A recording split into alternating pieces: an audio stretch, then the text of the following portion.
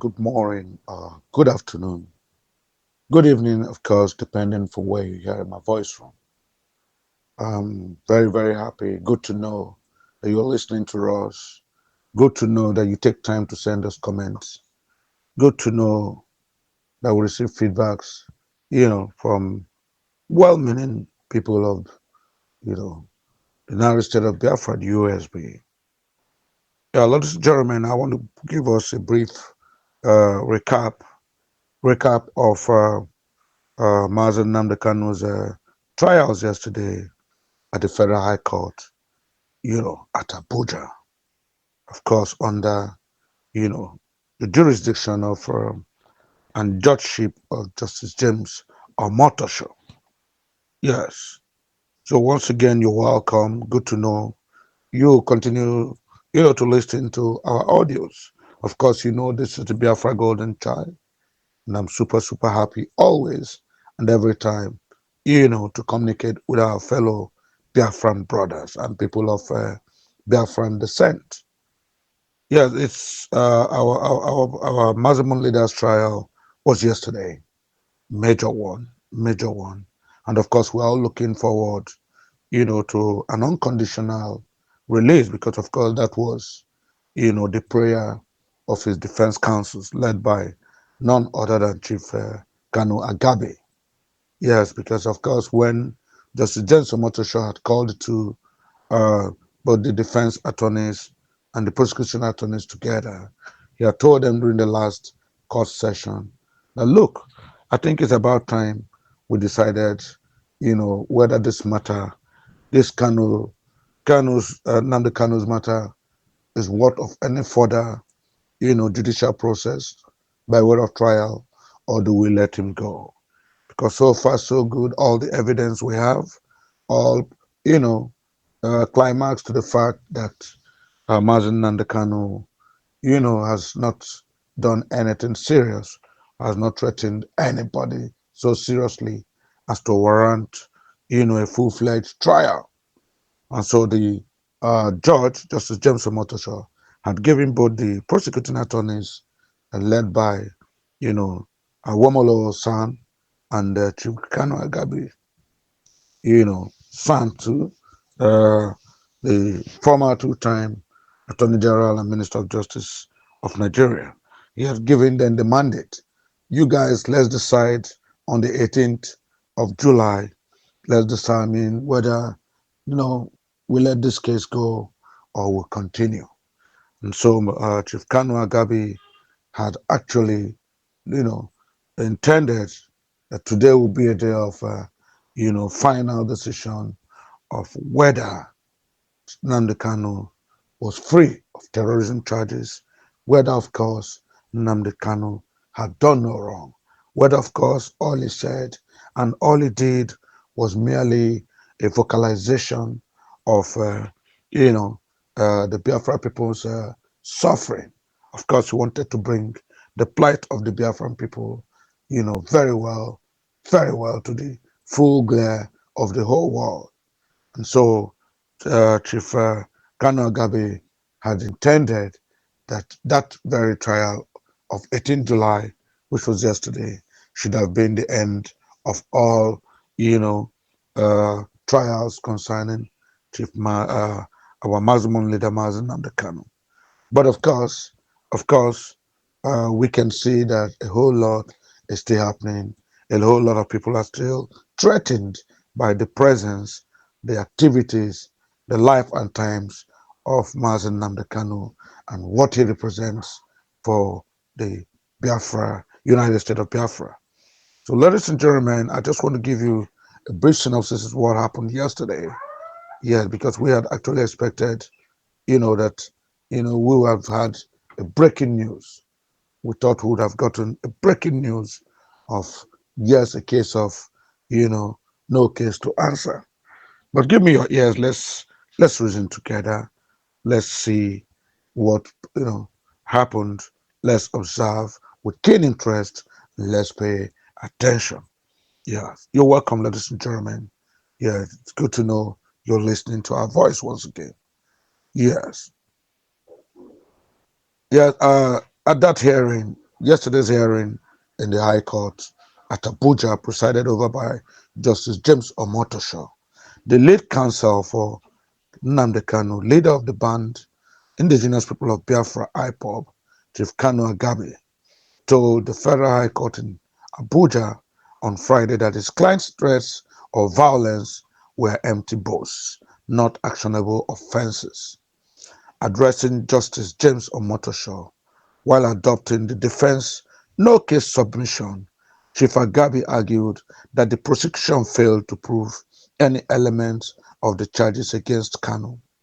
He accused the prosecution of merely portraying Nnamdi Kanu as a villain without evidence, noting that no witnesses testified to being incited by Kanu's broadcast. In quote, Chief Agabi said, in quote, Kanu was simply boasting when he claimed he could bring the world to a standstill. Boasting isn't a crime, and prosecuting someone for it is unwarranted, Agabi said. He pointed to widespread insecurity across Nigeria, asserting that Kanu, like others, was concerned about it. Chief Agabi referenced statements by DSS Director General Adeola Ajayi and former Defense Minister Theophilus Danjuma, who urged self-defense against attacks, arguing that Kanu's call for people to protect themselves was similar and lawful. Agabi criticized the prosecution's evidence, including an unauthenticated #NSAS report and death reports submitted without medical experts for cross-examination. He noted that prosecution witnesses frequently responded with, quote, I don't remember, unquote, or I don't know, quote, and unquote, 80 times by his count, undermining the case's credibility. He also highlighted that the prosecution failed to address 10 of the 40 points raised by the defense, arguing that even one unanswered issue warranted acquittal. On Kanu's detention, Agabi claimed that over 6 years of solitary confinement had affected his client's mental state, violating international standards, limiting such confinement to 15 days. He also challenged the legality of IPOB's proscription, insisting that it lacked presidential approval. Quote, if they have proof of the president's approval, let them produce it, unquote, he said. Agabi further argued that the court lacked jurisdiction over a charge related to an allegedly illegal important transmitter, citing a prior court of appeal ruling. Yes, of course, the prosecuting attorneys had to respond. And so in response, Chief Adegboyega Awomolo, the prosecuting counsel, urged the court to dismiss the no-case submission and order Kanu to defend himself against terrorism charges. Awomolo argued that the prosecution provided ample evidence, including audio and video clips, to establish a prima facie case. He noted that Kanu admitted leading IPOB, a proscribed group, and making broadcasts inciting violence and discussion, which allegedly led to the deaths of over 170 security personnel. Awomolo rejected the defense's claim that Kanu's broadcasts were mere boasts, arguing that statements causing public fear are illegal. Boasting about killing security personnel and inciting violence isn't a joke. Kanu must explain his actions, Awomolo said. Countering the defense's claim of prolonged detention, Awomolo clarified that Kanu was arrested in 2015, granted bail in 2017, and had it revoked in 2022 after absconding. He attributed delays in the trial to the defense's tactics, not the prosecution.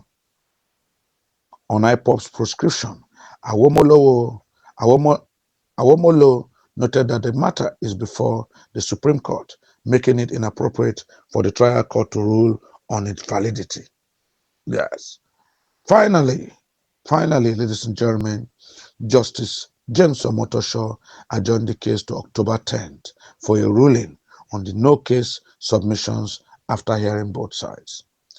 Yes, so ladies and gentlemen, that is a brief synopsis of the trial yesterday, of the trial of Nnamdi Kanus at the Abuja High Court yesterday, where his defense attorneys led by Chief Kanu Agabi, had moved a motion, you know, uh, of no case submission. Yes, insisting that, of course, the gentleman, our venerable leader, Nnamdi Kanus, had no case to answer and should be given a quick and unconditional, acquittal.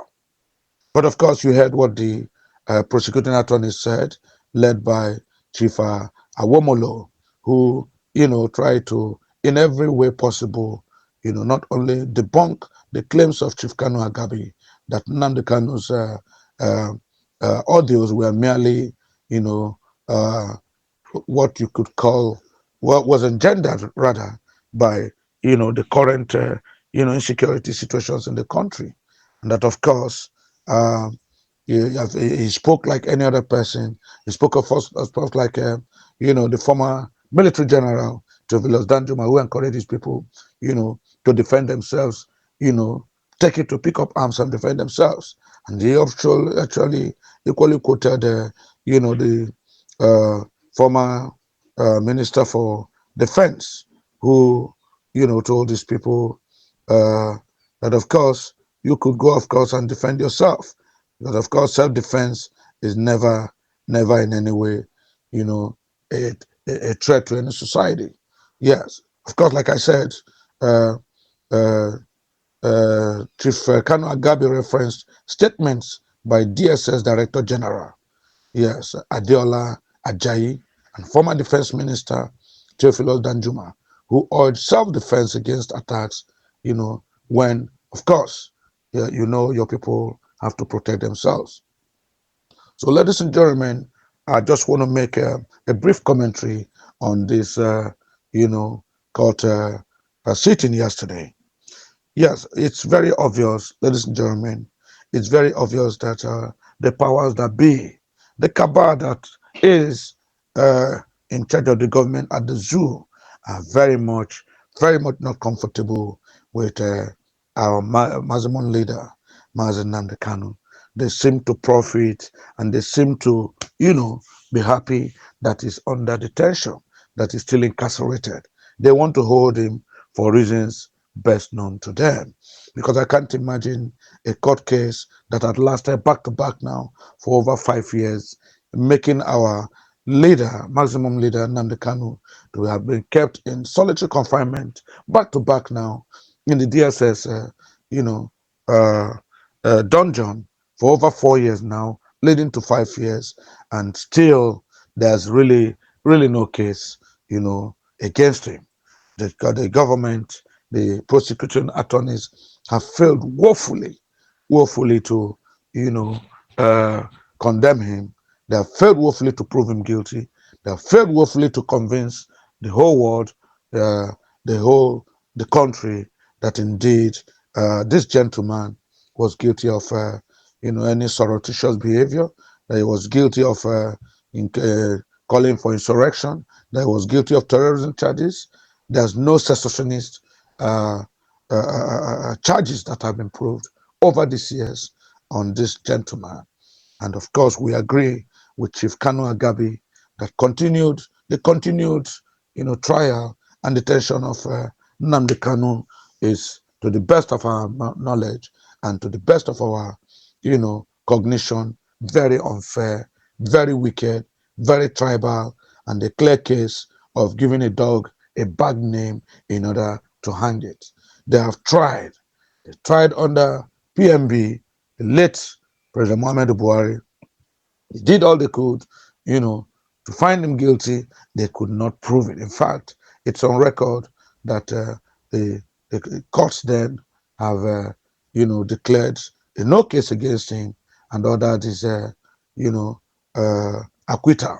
Of course, the PMB government, then under his Attorney General, had, appealed that decision and have held him so wickedly, so inhumanly, in conditions that are bereft of any normal human habitation.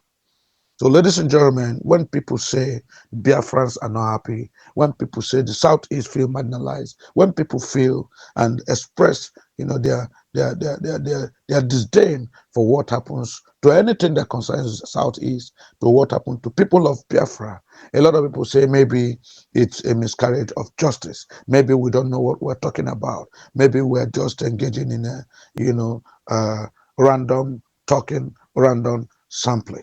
But of course, it's a very clear evidence here, a perfect adumbration of the hatred for the Southeast when you find out that a case that has no merit, a terrorism case that has no merit, a man who has been accused without any evidence, any substantial evidence, is still being held, is still being tried in a country that calls itself, a democratic country.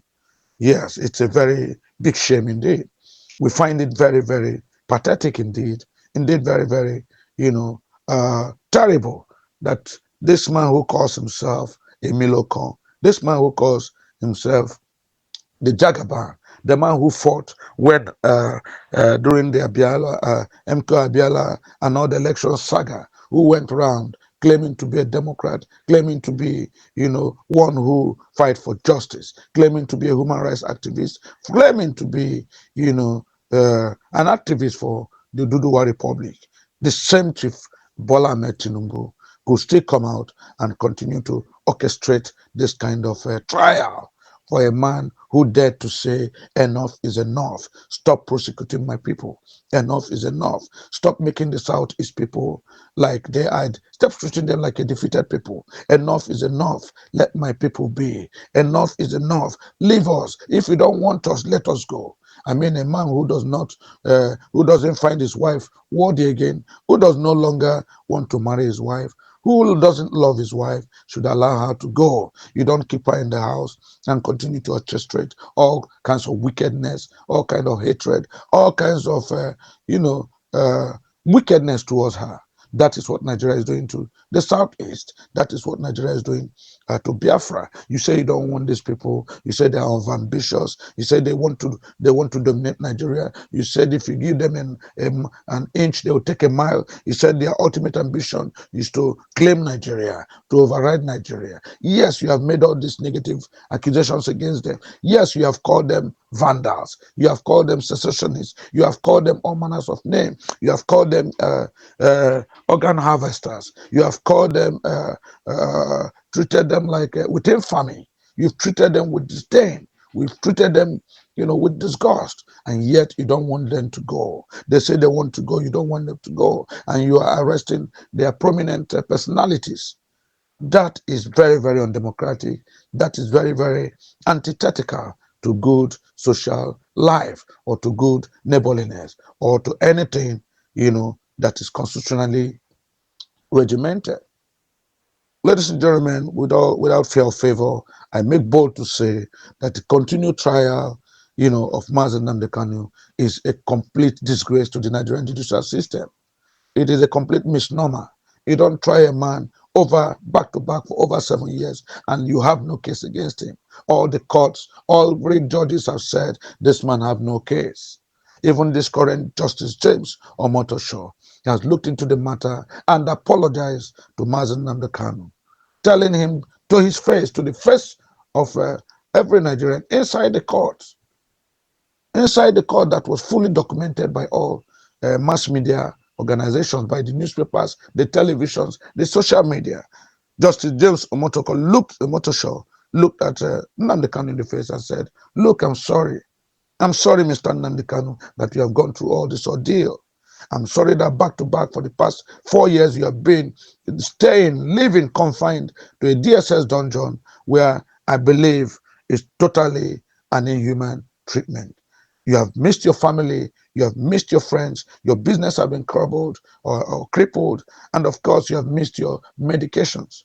I mean, what the last pictures I saw about you was a plump man, a healthy man, a man who was very, very, okay. But I'm seeing gunmen and machete here and there. I'm seeing signs that you have suffered enough in isolation, in detention, most times with your hands in chains and your legs in shackles. Justice James Omotosho told him, look, I'm a believer in peace. I'm a man of truth. I want to assure you, under my jurisdiction, under my court, you are going to get a very natural, a very normal, a very sincere, a very fair trial because I work with fairness, equity, and justice. That was what we heard at the inauguration, the inaugural court session, of Mazi Nnamdi Kanu from Justice James Omotosho, way back then. But it's really a big shame. It's really a big shame that Justice James Omotosho has not been allowed to do his job. The powers that be seems to continue to muzzle him up. I think they dictate to him what to say. They dictate to him what to do. Because yesterday's ruling, yesterday's court session should have been the ultimate. It should have been where a very grand opportunity for Justice James Omotosho to stand up and be counted. Justice James Omotosho should have been bold enough to tell the whole world, to declare the innocence, to declare Mazi Nnamdi Kanu free, to declare him free, to declare him free and acquit him unconditionally. But of course, he has to dance to his employers. He has to dance to the powers that be. He has to listen to Emilio Con, the Jagaban. Because I can't imagine why the case of 18th July should be adjourned to, 10th of October, still subjecting this man to cruel, inhuman treatments at the DSS dungeon. You didn't even say, okay, let's give him bail until 10th of October. You didn't say, okay, let's give him a reprieve.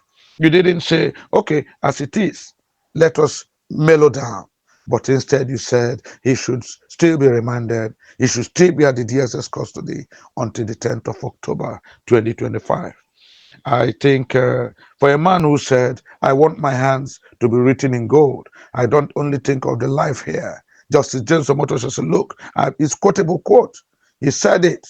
The whole mass media was there. Social media was there. The televisions, the newspaper reporters were there. Justice James Omotosho said it, that when I leave this earth, when I die, yes, it's a quotable quote that Justice James Omotosho said it. He said, when I die, when I leave this earth, I want to be remembered for the good things I did.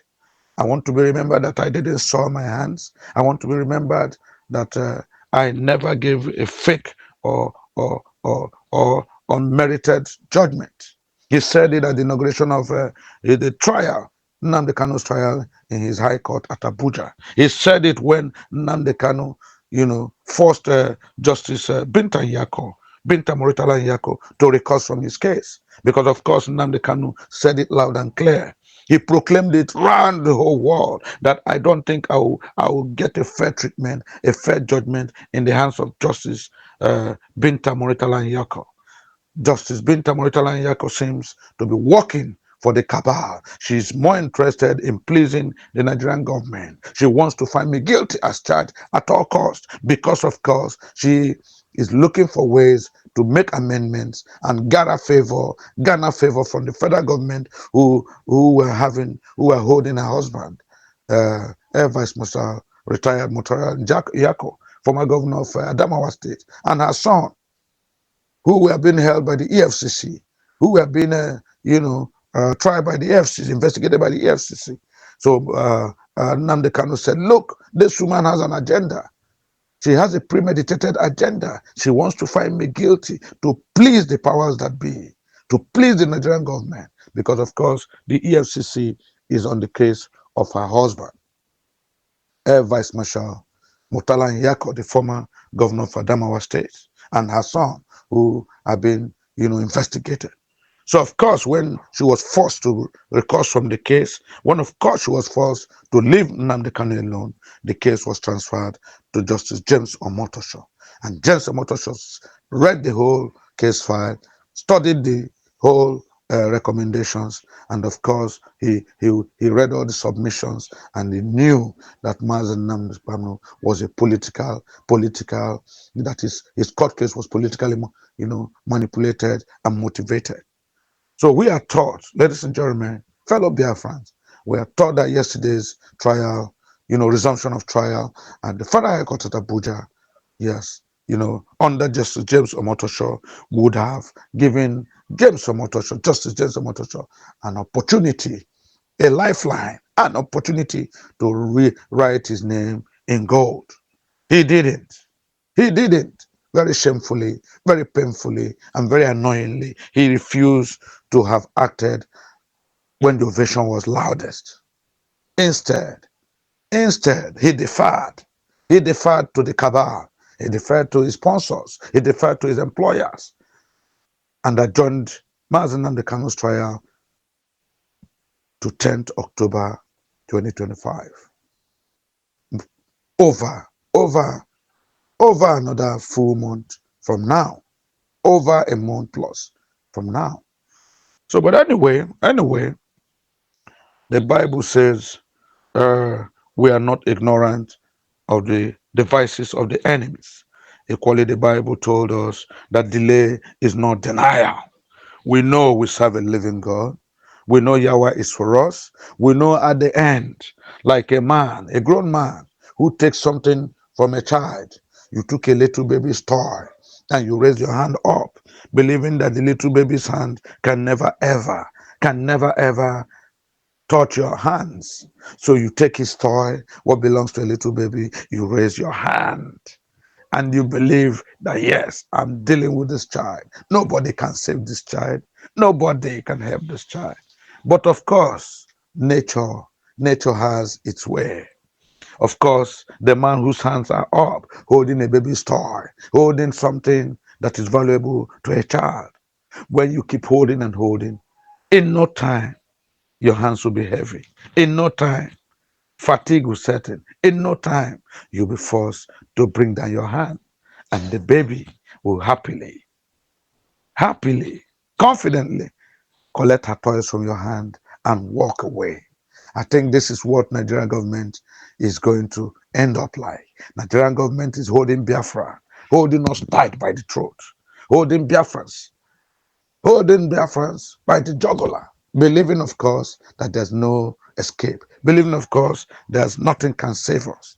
But I assure you, because of the God that we serve, because Mazi Nnamdi Kanus is innocent, because Simon Ekpa is innocent, because IPOB, people who talk about Biafra, because of the Biafra, United States of Biafra, because Dr. Ngozi Arabweze is innocent. What they are saying to the world is that my people are suffering. My people are treated like on second-class citizens. My people are marginalized. My people are not allowed to do their business without quadruple taxes. My people cannot ascend to the highest position of the land. My people are like a wife that was not wanted by the husband, and yet the man has kept her in perpetual misery, locked her up in the house. If you don't want somebody, if you don't want something, let it go.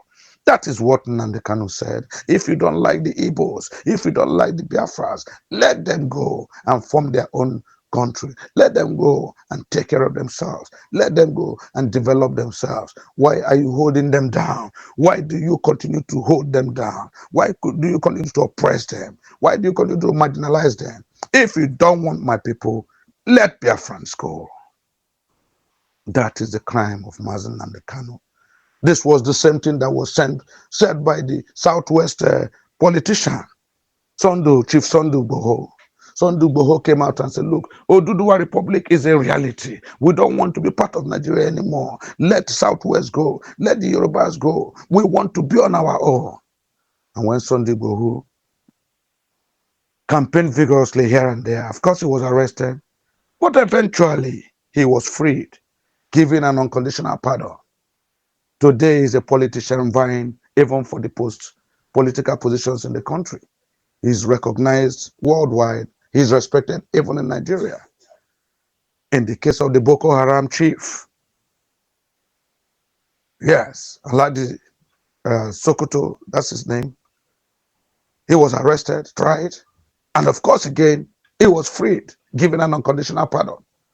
The government even compensated him for the time they have held him. They kept him in isolation. But now is the time of the Southeast. This is the time of Biafrans. And what have they done? They want to hold him at all costs. They want to prevent him from getting any fair treatment. They have brought out all the mercenaries of justice. Everybody. They brought masked witnesses, gunmen, masked people were brought into the court to give witnesses. People who claim because they were DSS, their faces should not be seen, their voices should not be known. Of course, yes, of course, this marksman brought 4 suitcases in the court as evidence. They were kept as exhibits. What were in these suitcases, ladies and gentlemen? Can you guess what? Can you guess what? What was in the suitcases? Pajamas, boxers, hair dye, toothpaste, singlets, personal effects, socks and shoes. That was what they brought. And then they said he had recording devices. He imported recording devices.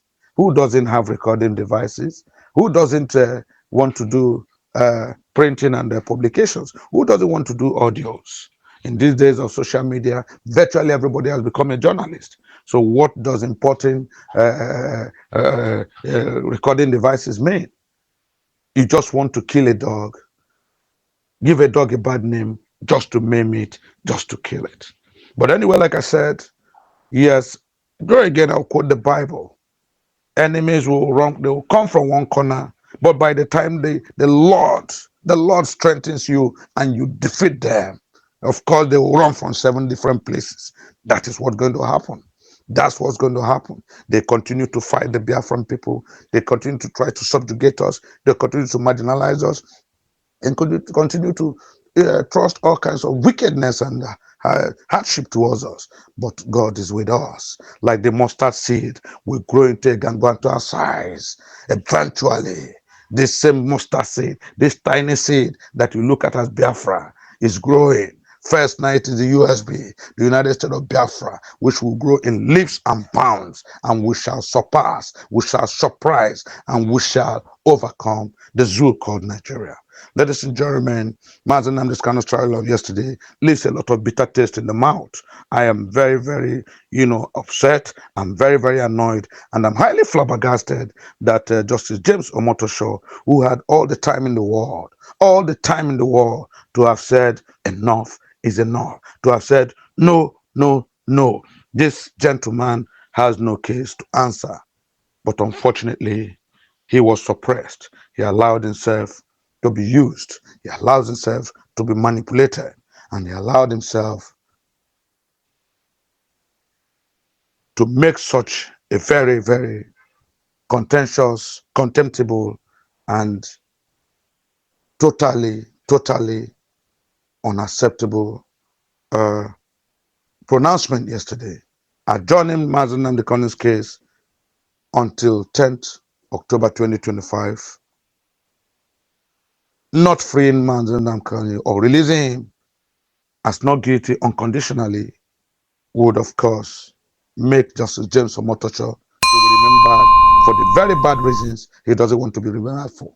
Justice James Omotosho had every chance to have written his name in gold in the minds of Biafrans, in the eyes of the whole world. But instead, he chose to chase after shadow and unleash wickedness towards the Biafrans, towards Ndibo. He wants to be used. He wants to be used. But I have breaking news for Justice James Omotosho. I have breaking news for the Nigerian government.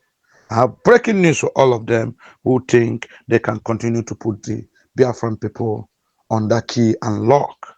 Unfortunately, this is our time.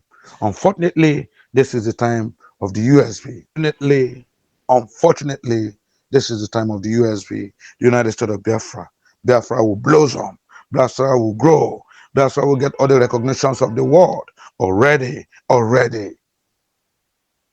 The 47th president of the United States, Mr. Donald Trump, is with us. And when Donald Trump is with you, you have powerful might with you. Yahweh is with us. all the renowned leaders in the world are with us. Success, growth, development, of course, is our portion. We shall overcome. It doesn't matter. Keep Mazi Nnamdi from now to 10th October 2025. Keep him for as long as you want. We know the United States of Biafra will succeed, will grow, will fully become a sovereign nation. Yes, it doesn't matter how many enemies we have. It doesn't matter how many Jagabans, how many Emilio Cons, how many Justice James Omotosho. It doesn't matter. But we know we shall overcome. For one with God is majority. Yes, that's how it is. So, ladies and gentlemen, I want to pause it here. Good to know you listening to us. Good to receive your feedbacks. Good to get your comments. And of course, let's keep hope alive. Let's keep hope alive. Yes, we will achieve. We will win. The times are ripe for us. God bless you all. Bye bye. Say Nnamdi Kanu, make you tell am say oh, we dey go Biafra oh, we go meet am for there oh. If you say Nnamdi Kanu, make you tell am say oh, we dey go Biafra oh, we go meet am for there oh. If you say Nnamdi Kanu, make you tell am say oh, we dey go Biafra oh, we go meet am for there oh. Alo ejimako, alo ejimako, alo ejimako, alo ejimako. When you see Nnamdi Kanu, make you tell am say oh, we dey go for Biafra oh, we go meet am for there oh. When you see Nnamdi Kanu, make you tell am say oh, we dey go for Biafra oh, we go meet am for there oh. Na Simon Ekpa be the man. Na Simon Ekpa dey do am o. Ọba tóbi